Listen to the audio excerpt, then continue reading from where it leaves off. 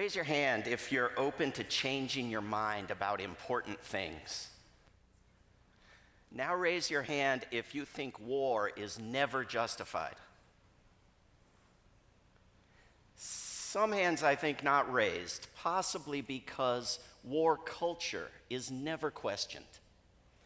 Every person I've spoken to outside of Charlottesville who I've asked has had no idea that the reason a statue of Robert E. Lee is still standing in this town, albeit covered in black plastic, is because a Virginia state law bans the removal of war monuments. And I have never met anyone, anywhere, who has even considered the idea of banning the removal of peace monuments. The hardest part would be finding a peace monument to remove.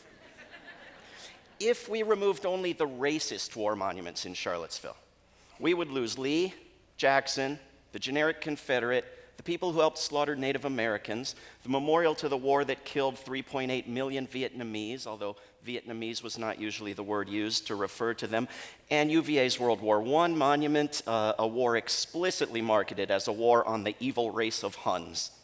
In other words, we would lose all the war monuments. And I want to propose something harder than that we rid ourselves of war. The American Public Health Association calls militarism a public health threat. Gallup and Pew polling find majorities in countries around the world consider the US government the top threat to peace on earth. Why? Well, the US spends about $1 trillion a year preparing for and fighting wars. Over half of discretionary spending, almost as much as the rest of the world combined, including all the US allies the US pushes to spend more. The 6 richest billionaires have the money of half the world, but they have less than half what the US alone spends each and every year on war, 3% of which could end starvation on Earth. 1% could end the lack of clean drinking water.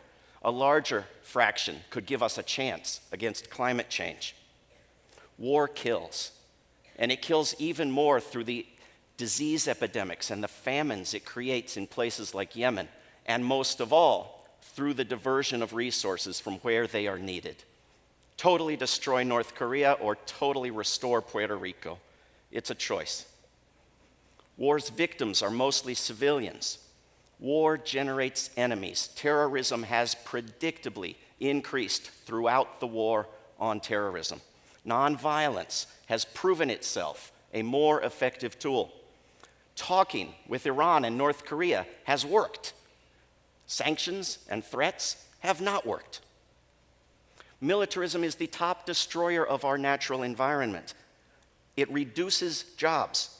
It fuels a culture of violence.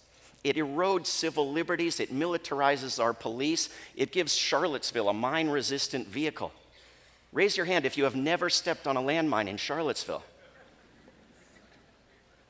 War is not needed. Its presence is sporadic through history, virtually absent from prehistory.